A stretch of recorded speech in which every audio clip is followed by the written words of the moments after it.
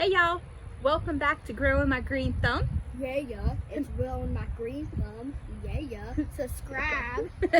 Penelope's joining me today as we talk about what we have prepared to go into the garden in maybe just a few more days. We'll see how these harden off and do. But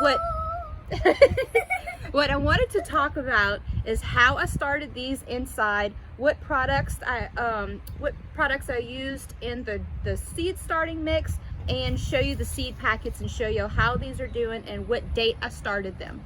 Today is February 25th. I am in Southeast Louisiana, Zone 9A, and let's talk about all of these. So the first thing to know, this is the product that I used for starting these seeds. This is a Jiffy natural and organic seed starting mix. I picked this up at Walmart. It was about $5 for this 12 quart mix. I really like this one. I have tried to make my own and it works pretty good too, but this one's so light and fluffy. When I am able to just pick this up while I'm out there, I do like to pick that up. One other thing I want to say, if my tags start to look faded, I picked up this new marker because the permanent marker that I was using, all my tags faded in the sunlight or under the grow lights, so I don't know where a lot of the plants are out in the garden. So this is a new marker that I picked up. I got this from Amazon. It was about $6 for one marker. I do feel like that's kind of expensive, but if it works and I can know what grows well in my garden, well, this will be worth it for me. So this is a garden marker. It's xylene free, and that's it. I don't really see any other brand on it, but it says garden marker.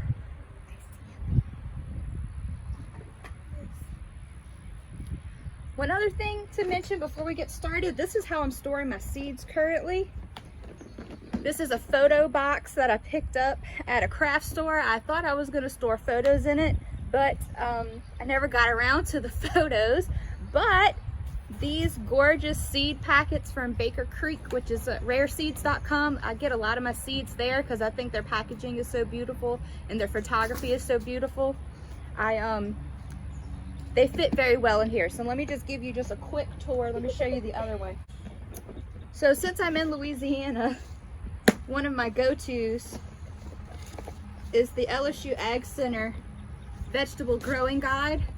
I keep this printed in here with my seeds. It's got information on when to start your seeds in South Louisiana or in North Louisiana. It's got all the dates here. We're lucky enough that we can grow almost all year long. We have a very long growing season, something like, I don't know, 280 days, something like that in Zone 9. So I keep this with my seeds because I reference this frequently. One other thing that I do Get this at the gardening store. It'll keep all animals away from your plant. Do it. So one thing that I do when I label these, you see this one says Swiss chard. I write on here when to start these seeds indoor and when to transplant them for each growing season, for the spring and for the fall. I'm a little bit addicted to collecting seeds. You need to stay organized in order to get the seeds in the ground at the appropriate time if you really want to get a harvest. So I wrote that one there with a permanent marker because this stays inside. This doesn't stay outside. You do want to keep your seeds in kind of a climate controlled condition. I have heard people say that they keep their seeds in the freezer. That's not something that I do currently, but if I find that I have poor germination moving forward, I might end up trying to stick some of these in a big freezer. Okay, so let's get started with what we got growing here. One of the most beautiful things that I have here, this one here, this is Bloody Dock. See this here? Look at that. Isn't that beautiful? I first tasted this plant years ago when they had a vegetable delivery service where I lived, and we could get farm fresh vegetables delivered to our house. I first tasted it then and I loved it. I had never seen it before in the store ever. This is where I got the seed from. That's Baker Creek, rareseeds.com. And I thought it was so beautiful, and it tastes really, really good. It's lemony, and So this is one of the, it's in the sorrel family. And I started these seeds on January 18th. So these are a little bit more than a month old. So about 5 weeks old. So this is what you can have in 5 weeks. And I did heavily seed these trays. These aren't just one seed per tray. I dropped probably, I don't know, a little pinch, so maybe 10 or 15 seeds in each of these little cells. And these cells, these are cells that I got off of Amazon. They are about 2.5 inches deep, maybe 3 inches deep, 2.5 inches across the top. These are working really, really well. They're deep enough, they have a good enough root system. You see the roots aren't coming out the bottom or anything. So these are doing really well, and I hope to get these hardened off in this next week so we can get these in the ground somewhere. These are perennial. It can be grown as an annual in other zones, but it's perennial in our area. So I need to find a place in the garden where this is going to be able to live for a long, long time, that I'm not going to be disturbing, because this is certainly one of my favorite vegetables to eat in a salad. This other one that I have here, it's called Golden Purslane. I started this one also January 18th. And this one's also from Baker Creek. Oh! I'm getting a crown, y'all. I'm getting a crown. This is what happens when somebody is home because she had a bellyache, and, well, we'd start talking about gardening and she feels all the way better and she wants to come out and join, so. Yay. What? I took medicine and I did all my schoolwork. She did all of her schoolwork. Yes, she did. When I told her we could come in video when she finished her schoolwork, she knocked it out, y'all. That's the the best motivation. Okay, so back to the golden purslane. This is the golden purslane here. This is the seed packet. It says it's a popular European pot herb and it's very nutritious. It does make little yellow flowers, and they say, I'm not sure yet because this is my first season growing them, they say that they readily reseed themselves. So there we go. So let's see what we have in this tray here. Okay, so this one, these were both started also January 18th. This is some watercress and some broadleaf sorrel. The broadleaf sorrel, I got this one from Fedco Seeds. This is the broadleaf sorrel here. And y'all, this one that's flowering, these leaves look very different. And I think that was just a seed that just jumped in there. So I'm gonna pluck this one out, because I don't think that's a broadleaf sorrel. It looks different, so. Okay. And the watercress, this one's from Baker Creek. It's aqua large leaf in the nasturtium family. And it says it's a high yielding strain for professional production. So hopefully we get a lot of leaves off of this. I'm expecting this to be spicy, just like other nasturtiums and watercress. And the cool thing about these, check out this. Look at all those little root hairs. You see that? This looks like this one will root and just kind of spread around. I haven't grown this in the garden yet, so this will be my first time. But these plants look really pretty. Really, really pretty.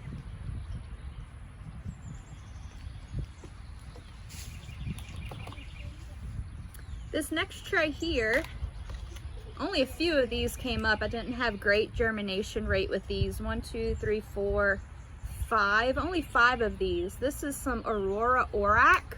This is a spinach substitute. And this is the it's the Aurora mix from Baker Creek. It's in the Brassica family. It's native to Western Asia and the Mediterranean, and it says it's bolt resistant. I'm not sure if that's going to be the case in our area, but we'll see. I've had some over there that bolted in the winter, so it might not work out so great in our area.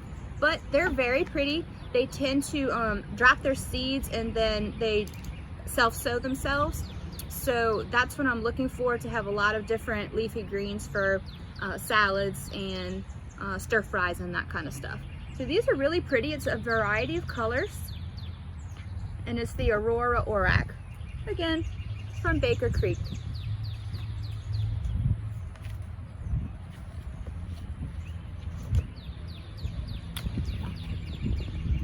This one I'm very excited about. This one is a red Malabar Spinach. I seeded these on January 18th. And this is one, you can see here, this wasn't from a company. This was actually a fellow gardener. We swapped some seeds. And so I got this from her. Leanne, if you're watching, thanks girl. So check those out. These are a perennial spinach type plant. It's not in the spinach family, it's in a different family, but it's supposed to do well in our area with our hot summers, and it's really pretty. Look at that stem, how thick it is. So I'm excited to try this one out.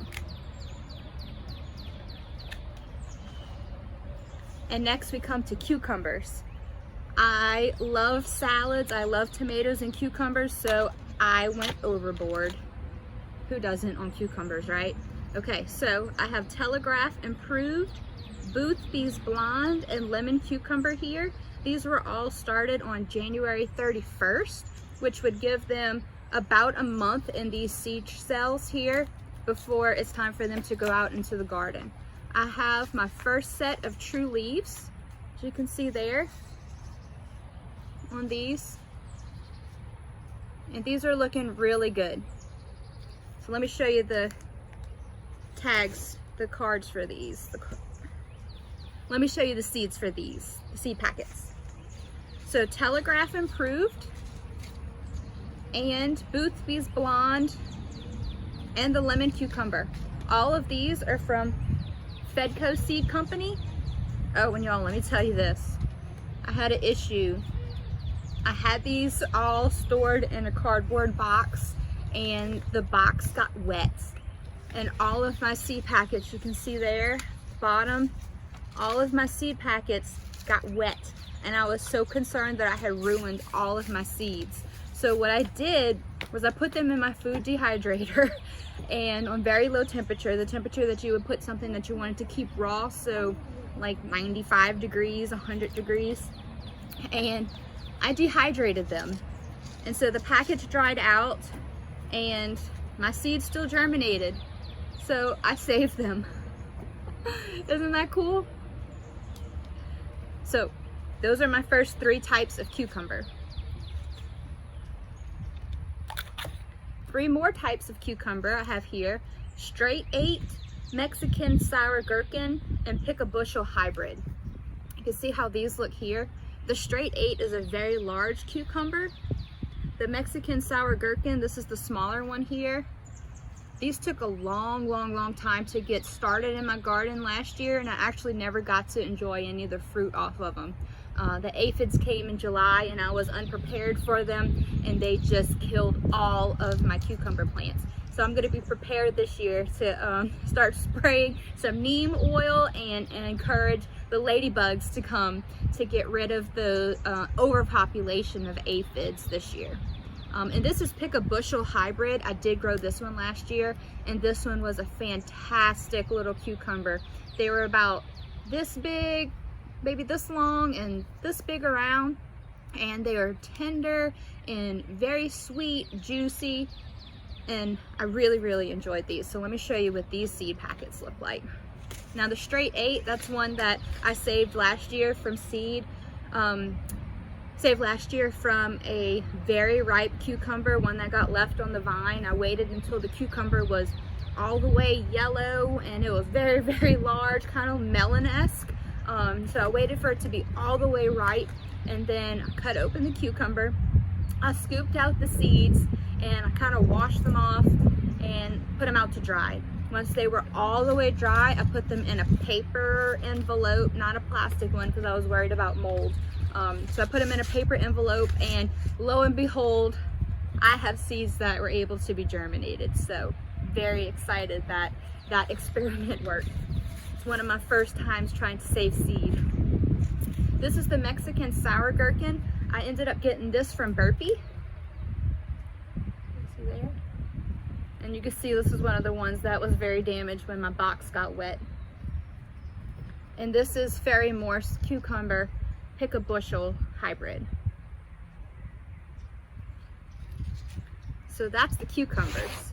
I'm gonna turn this tray around so I can see these other ones. Okay. So these are, now we're moving on to different types of flowers that I have in here. I have sweet alyssum, and this tag says delphinium, though I'm not sure if this is delphinium. It might be. I had very, very poor germination with the delphinium. All of these were seeded on January 31st as well. So let me show you the tags for these. Sweet alyssum, look at that, how beautiful that is. This is an annual in our area. It's very popular in cottage gardens. And it produces lots and lots and lots of little white flowers. They're very, very small flowers. This says to seed indoors 4 to 5 weeks before your last frost. So that corresponds more or less to January 31st in our area.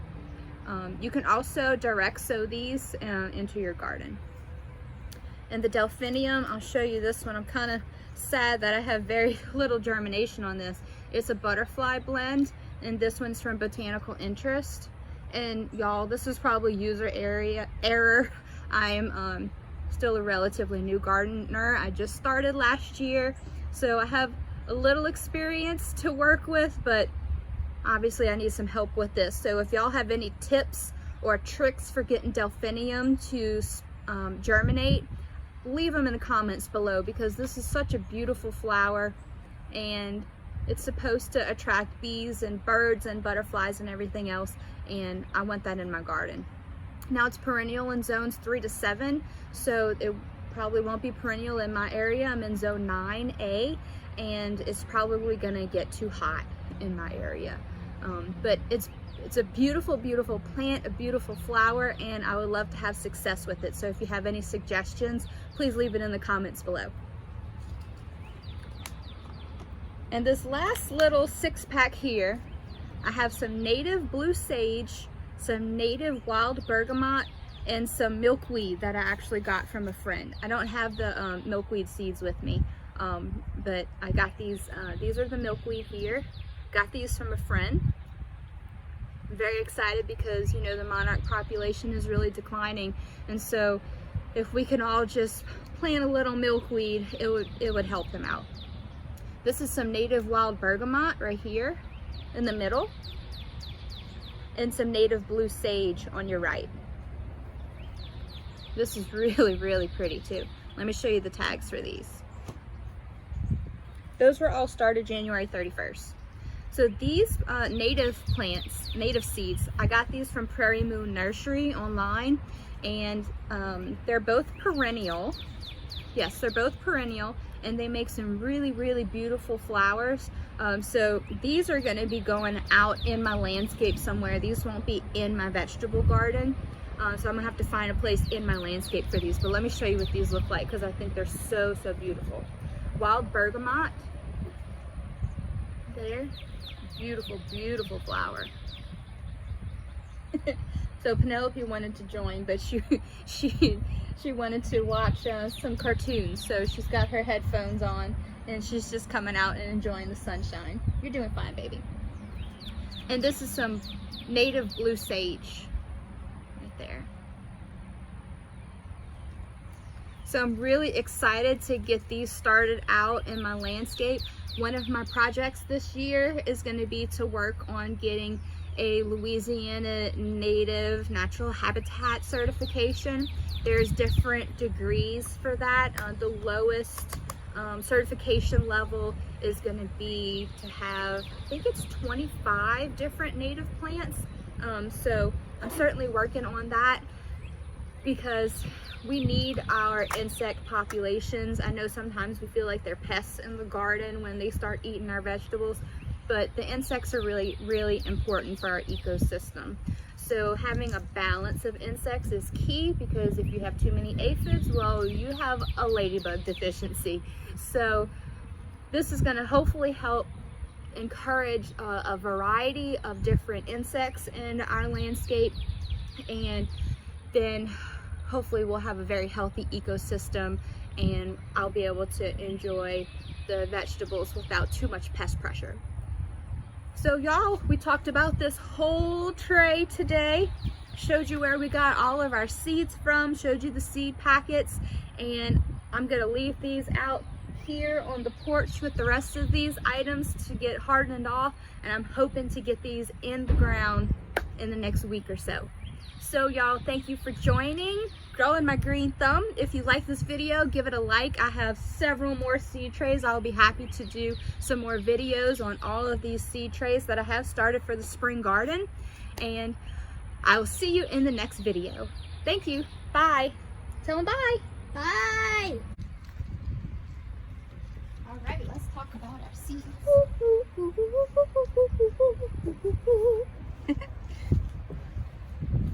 You gonna come be in the video? I am. How's it look?